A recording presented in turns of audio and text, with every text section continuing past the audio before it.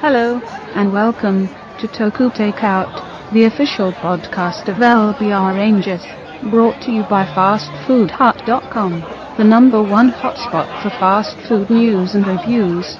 Now if we can just calm everyone down, we can begin.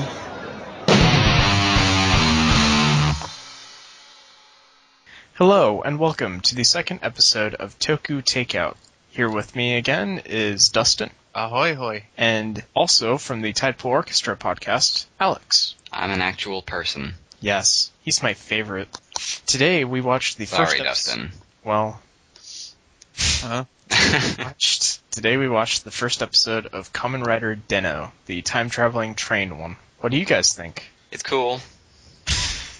I thought it was a pretty good one. It's a pretty good starting episode. It gives a lot, of foreshadowing to other things. You really want to just watch the next episode. And it also has some pretty good, stuff that will lead you into stuff that comes later on. And it shows off a lot of really cool ideas to start you off with.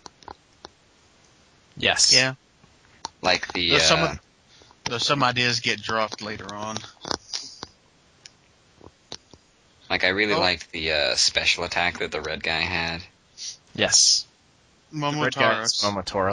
Momotaros, got it. Yeah. He can, float the blade of his sword off to make it magically swing really wide. The second episode of Den-O explains why he looks like the devil. Right? Yeah. Which is? The way they look is influenced by the people that they possess. And it's also influenced by, fairy tales. Japanese folklore. Well, that's kind of weird, though, because What's-His-Face is kind of a bitch boy. Yeah, which would make sense as to why he imagines, fairy tales and such. Yeah, that makes sense. I'm not entirely familiar with the fairy tale for Momotaro. Oh, but, Peach Boy? Yeah. Boy gets born from a peach, goes off on adventures. For real? For reals. So, basically Thumbelina? Or Tom Thumb. It's a fairy tale that's happened a couple of times. Yeah. So, does anybody have any major talking points that we want to start, or should we just jump into the whole subtitle thing? Was there any points of the episode that we haven't already discussed that you want to mention? I thought the ash demons were really cool. How... It's sand, actually. Oh, yeah. I thought it was really cool how they materialized in the real world. Their bottom half comes up from the ground, and their top half comes up from the ground, and their lower half is floating above them. Yeah, they did some cool effects with that. That's how pretty Momotaros is, impatiently using one leg to scratch the other. Yeah, that was cute. A lot of what Momotaros does can be classified as cute. And awesome. In fact, I believe he's the star of the Kamen Rider Den-O anime that started a couple of years after the show. The Imagine anime? Yeah. Yeah.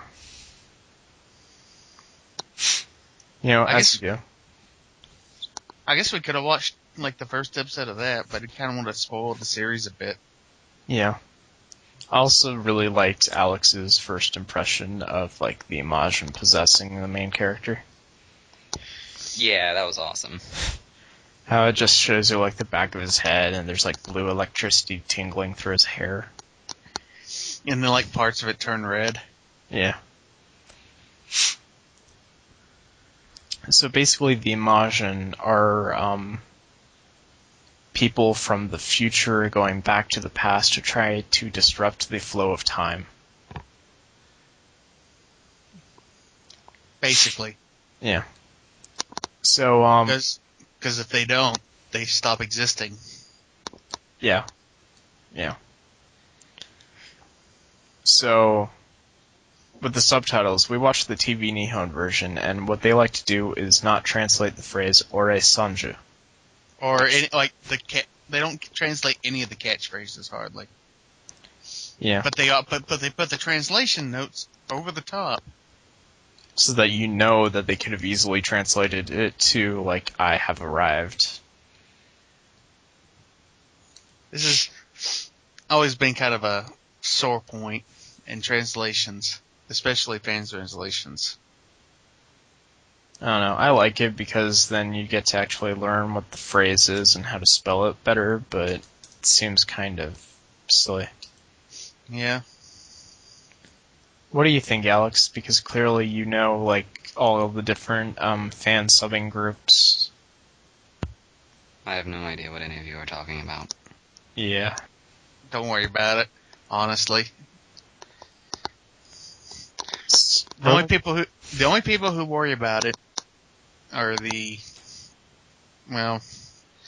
put it nicely, the anal fans. The ones who like to guard their virginity behind, like, an ironclad gate. You know, like me. Ryan. We're only like 6 minutes into this, and we're already running out of talking points. We should just record. Yeah. Well, I've been recording this whole time. I'll probably just, like, throw in clips. Well, we could talk about the history of Den-O and how it affects the rest of the Kamen Rider shows. Because Den-O was kind of a second coming for Kamen Rider. Yeah, the shows that came before it for the Heisei era weren't really well received, or not as well received. Well, Den-O, people kind of liked Kabuto, but yeah.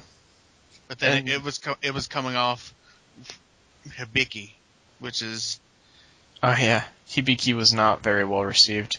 Hibiki was, originally it wasn't going to be that much of a rider show. The characters didn't even use, like, rider kicks or anything.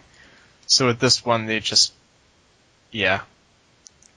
Because Den-O has time travel as a theme, they get away with doing crossovers every year, so it's really fun. I think Den-O has had something like 7 to 10 movies. Yeah. Years. But I think they finally put him to bed. I don't know. I mean, he still appeared in Superhero Tyson. Yeah. But they were almost overusing him. Yeah. Almost. Oh, you didn't even get a chance to meet the other Imagin. The blue guy? Yeah, there's a blue guy, and a yellow guy, and a purple guy, and a white guy. And a green guy. I'm gonna pull up different pictures so that we have something to talk about. We're gonna kind of spoil a bit of the Spirit series for you, but not majorly. Yeah. Oh, that's alright. Spoilers don't really bother me. I'm on the Kamen Rider wiki right now. Okay, there's Momotaros, Eurotaros, Kintaros, and Ryutaros. Oh, Ryutaros, I always liked Ryutaros because he randomly started up musical numbers. Like dancing, like a whole dance scene just randomly happened around him all the time. Well, not all the time, but just out of the drop of a hat, bam, there's a crowd dancing around him. Yes. There's no explanation. There's no reason. It just happens. And it's awesome. Okay, so those are those three, and then you already saw Momotaros. I've already seen Momotaros, and then so there's Urataros. Urataros. He's more classy. He's not as, like, headstrong. He's a ladies' man. Yeah. when he possesses them, they normally end up wearing glasses, and he uses rod form instead of sword form. So he's got like a staff, maybe? Like a fishing rod. Like a fishing rod? Yeah. He likes to go fishing. And then there's... Japanese culture, fishing. Yeah. There's Kintaros, which has axe form. Okay, so there's Kintaros. Does he have a freaking feather boa on him? Yes. Maybe? Beautiful. I don't know if it's a feather boa. I think that might actually be fur. Yeah. It could be part of him. And then there's Ryutoros, which is the crazy one. Of course. He's like a kid with a gun. Yeah, he does gun form, and whenever he possesses the main character, he goes crazy, has fun, he does like breakdancing. Right. No, seriously, breakdancing happens, and crowds join in. It's fun as hell. That sounds awesome. Yes, it is. And then Momotaurus, of course, is sword form. They all have their own personalities. They bicker a lot. Basically, a lot of the show takes place on the train, and you get these great reactions. I'm not sure if you've seen it, but there is a .gif that's been going around Tumblr a couple of times of Eurotoros like drinking coffee and spitting it out, even though he's totally just like a suit monster. That sounds awesome. Yep. Wow. We're running out of things to talk about really quickly. Oh yeah, well, we could always talk about like the wing form, like Sieg. Oh yeah. Sieg is an odd duck. Well, swan, really. Mm-hmm. His whole thing is just over the top fop. I mean, he's like, think every single noble you could think noble, that's him. Like, not like he is a noble guy. Like, no, he is a noble. Right. He's a blue blood then. Basically. So Creates that's why Kamen he's Rider white. Deno wing form. Yeah, he's all white, pristine. He's got gold trim. Yeah. Bright blue eyes. Right. Then a few episodes into the series, we get a second rider. As you do. Kamen Rider Zeronos. If I'm correct. Yes. So it's interesting because the first three are primary colors. Red, blue, and yellow. And purple. Well, normally in like Western culture, whenever you have 4 colors, it's always red, blue, yellow, green. So True. sometimes it's not even yellow; it's just red, blue, and green. Yeah.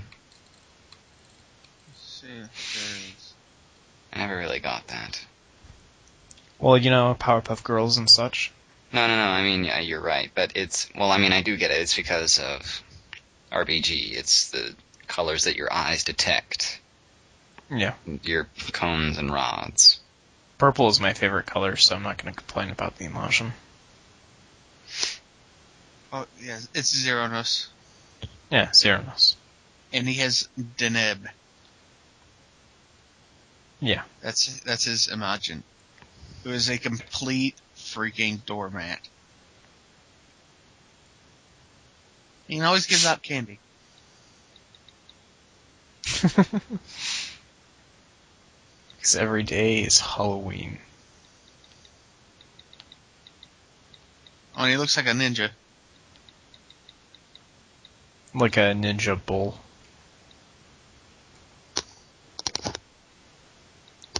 Alright, so... I think that's everyone. Yeah, that's about it, unless we want to go into, like, other Movies. appearances or anything. This is going to be kind of a short episode, isn't it? I guess. There was, of course, the Kamen Rider Decade episodes with Den-O, where Decade traveled into the world of Den-O and just homages everywhere. That was really cool. It was actually the only Kamen Rider... Well, it's actually one of the few Kamen Rider episodes that's considered canon with both shows. Yeah. You've seen some of the episodes of Decade, right, Alex? I've seen the first 7 episodes. Which is odd. What is that like? The Kuga world, the Kiva world, and what was after that? Ryuki? I think they'd gotten to Ryuki, but the thing I remember most is Kiva, because that's where they spent most of those episodes in. No, it was the same amount of episodes. It's 2 episodes per world. Right. I just remember Kiva the most. Because it was a kid. Kiva. Yeah. Because it had the freaking awesome costume. Yeah. The thing about Decade is whenever they go into the different worlds, they use, like, different actors. That's why in the Kiva world, the kid was the writer, and he was, like, maybe 12 years old. Yeah. But in the Den-O special, they actually brought back all of the Den-O actors. Oh, that's cool. Yep. Not exactly hard to bring back the actor for Momotoros, considering he was also the suit actor for Decade. Yeah, this is also the first series where the suit actors started becoming a bit more prominent in promotions and fan minds. Oh, I didn't know that. Well, it was because the Imagine became so popular. Like the 4 suit actors actually ended up making an album a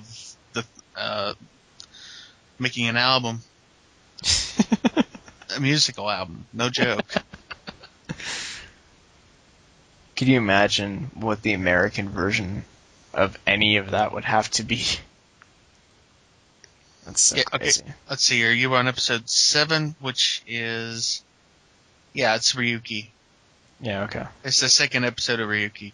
Right after that is Blade.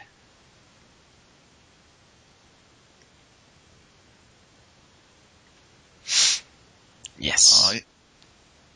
You have about 7 more episodes to go before he got to Den-O. I think Den-O is probably going to be my favorite, though. Probably. There was also a Kamen Rider Den-O Decade crossover movie. Yeah. It takes place right after the Den-O episodes and right before the ones after it. Kind of, in a way, sort of. Yeah. But you can't watch the Den-O episodes of Decade without spoiling Den-O. And you can't watch the movie without eating ice cream. I'm not quite sure how that works, Ryan. Well, if you don't... Ryan, I think I have found a chink in your logic. That's racist? God damn it. You know what I meant. Okay. This is probably going to be a short episode. I think we're going to take a break right now, and then we'll come back and we'll talk about any geeky things that we've been up to. Okay, cool.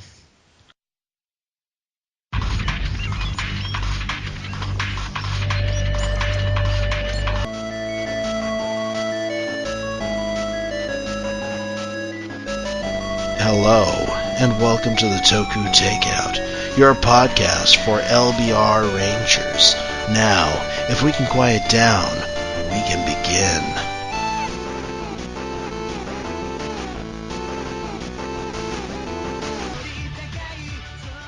And we're back.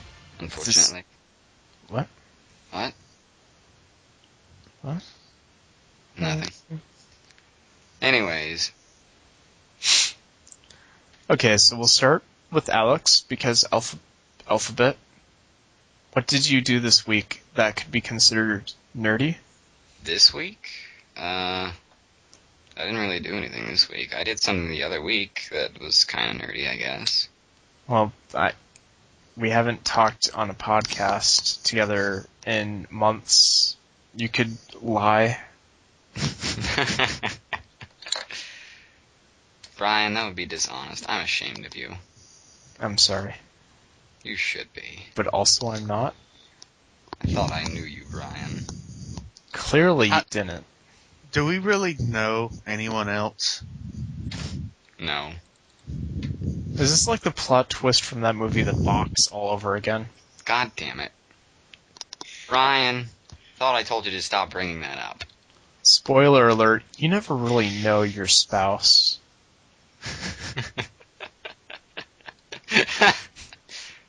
God damn it, Brian. Moral of the movie, get to know your spouse better before, accepting $1 million from a stranger. Oh, is this what the? Oh, is this a movie about that story about with the button and if you hit it and it kills someone?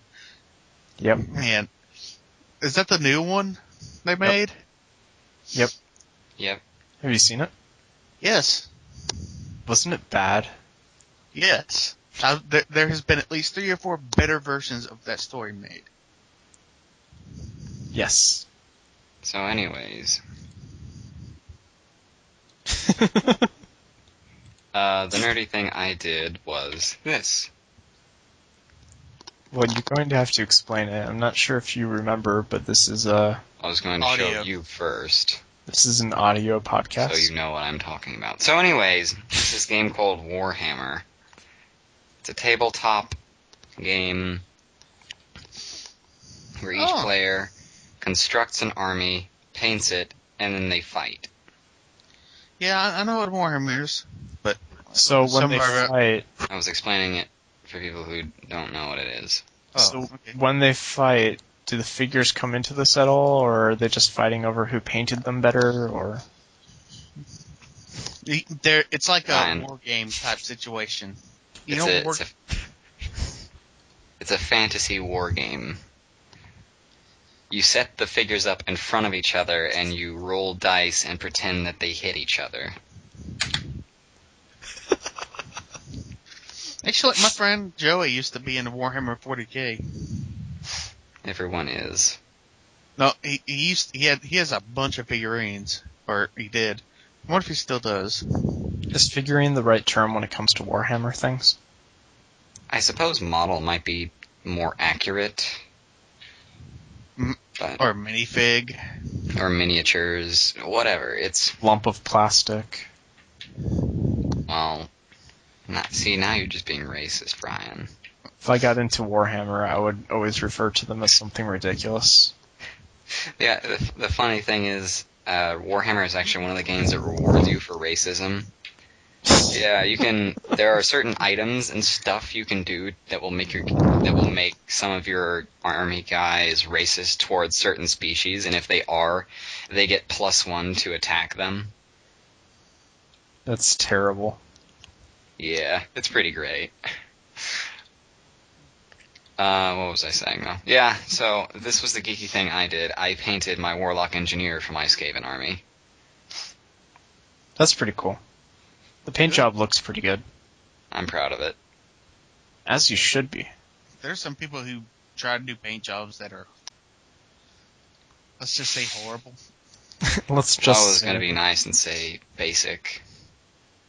Let's be honest here and call them horrible. Well, see, I can't really say that because... Let's be brutally honest and call them horrific. Yes. So anyways. That was the thing I did. Well, alphabetically, next is me. I killed someone. No. Yes. Yes, this is the fake story I'm going with. I killed somebody and turned their body into a display shelf for my Transformers toys. Is somebody gonna stop me or call? Brian, I think you are fabricating this tale. Okay. Good. I want to see where this is going. I don't know. I wanted to see where you were going to go with this. Okay, so it's not a very good shelf. It's not a level surface. When I put like a toy with wheels on it on top, they roll like downhill. and it has started to smell because it has been a few days. Guys, I don't like story anymore. Okay. Okay, we're done. Okay, next is Dustin. I don't know enough time has passed since our last podcast that I've done anything that much. Did I mention El Shaddai last time? I don't think so. Oh yeah, I've been playing El Shaddai, Ascension of the Metatron. That sounds a lot better than my story. This game is odd. Yes. Go on. It is based off the Canonical. It's part of the Apocrypha. It's called the Book of Enoch. It's about fallen angels and before the Great Flood and all that good stuff. Let me see. I'm gonna link some images just so you know what I'm talking about again. Which is very good for an audio podcast. Well, I'm sure people can. Oh, I'm Alex, illustrating it it to y'all. It is now our job to describe in great detail whatever image she posts. It is the biggest, soggiest dick.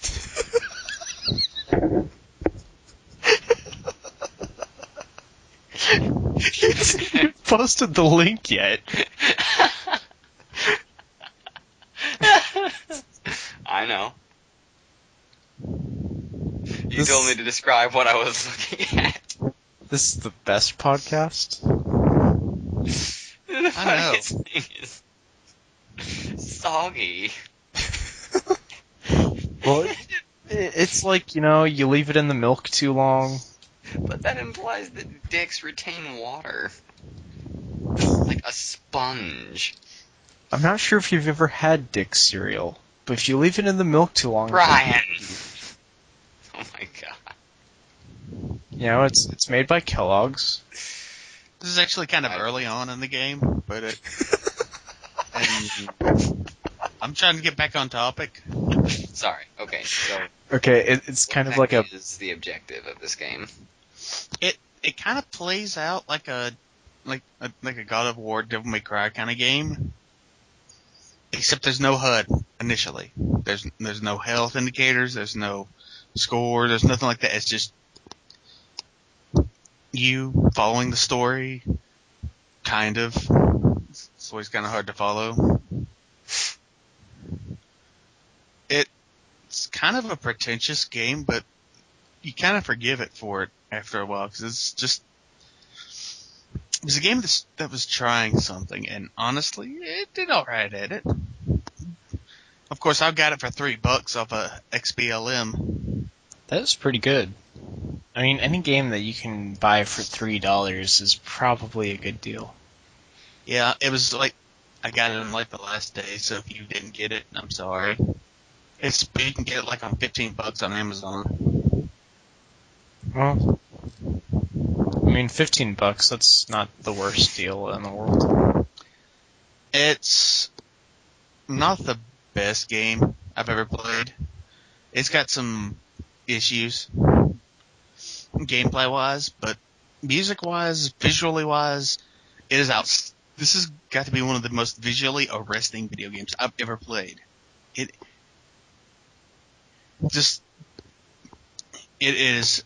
is almost a work of art playing this game.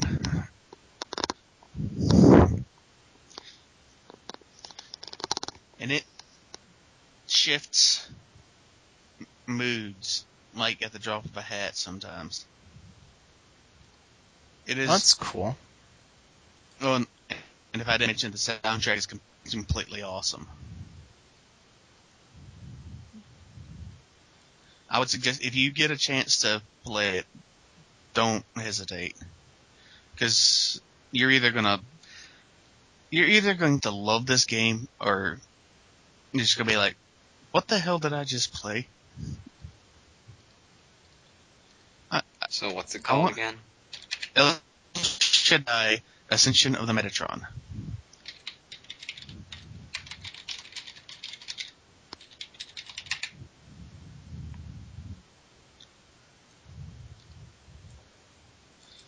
It was actually published and developed by the guys who published Deadly Premonition. Maybe you heard of that game?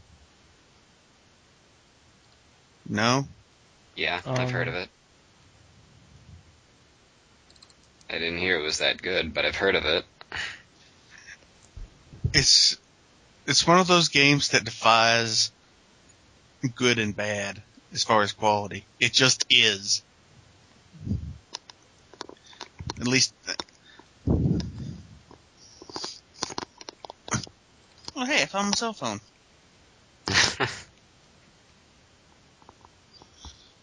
That was rather random. Sorry about that. Alright. So anyway.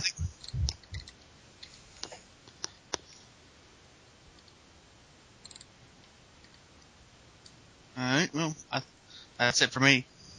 Okay. So, let's each say a finishing word, and then that'll be it for this episode. Alex, you start. Soggy. Okay, Dustin? Sanjo. That's 2 words. Try again. Tension? Again? Yes. Again, that's 2 words. And I will choose pretzel. And that was this episode of Toku Takeout. Make sure to subscribe to us on iTunes, give us a review or whatever. I'm not really sure how iTunes works, and we'll have another episode later. Bye. Good night. See yous.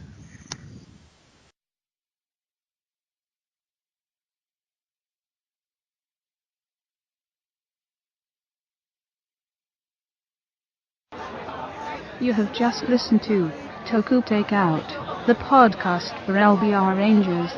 If you would like to take some home with you, please subscribe or follow us at lbrrangers.tumblr.com.